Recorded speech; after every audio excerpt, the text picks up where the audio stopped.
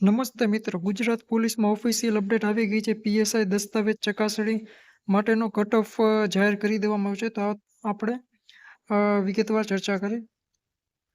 First of છે બિન હથિયારી police sub inspector paper 2 વર્ણનાત્મકની લેખિત પરીક્ષામાં ક્વોલિફાઈડ હોય તેવા ઉમેદવારની સંખ્યા કુલ 8,679 છે અને તેમાંથી કુલ 472 ખાલી જગ્યા માટે કુલ 1,023 ઉમેદવારો દસ્તાવેજ ચકાસણી માટે ક્વોલિફાય થયેલ છે.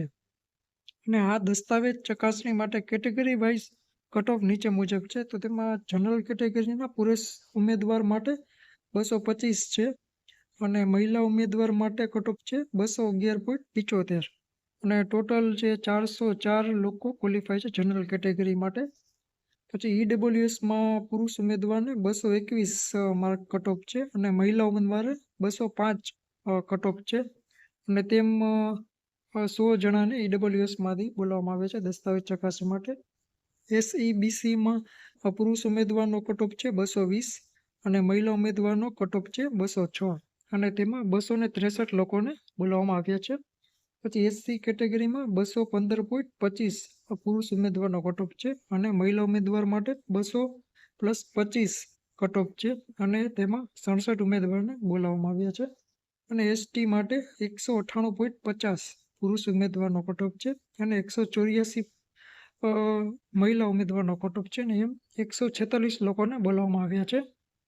અને પુરુષ ઉમેદવાર, મહિલા ઉમેદવાર અને માજી સૈનિકના દસ્તાવેજ ચકાસણીની યાદી ક્લિક કરો પરથી તમે જોઈ શકો છો. ઓફિશિયલ વેબસાઇટ પરથી તમે ડાઉનલોડ પણ કરી શકો છો.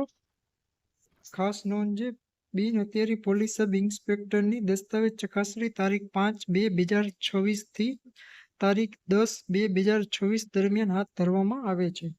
ક્વોલિફાય થયેલ ઉમેદવાર તારીખ 2/2/2026ના રોજ 2 વાગે ojas.gujarat.government.in ઉપરથી કોલ લેટર ડાઉનલોડ કરી શકાશે.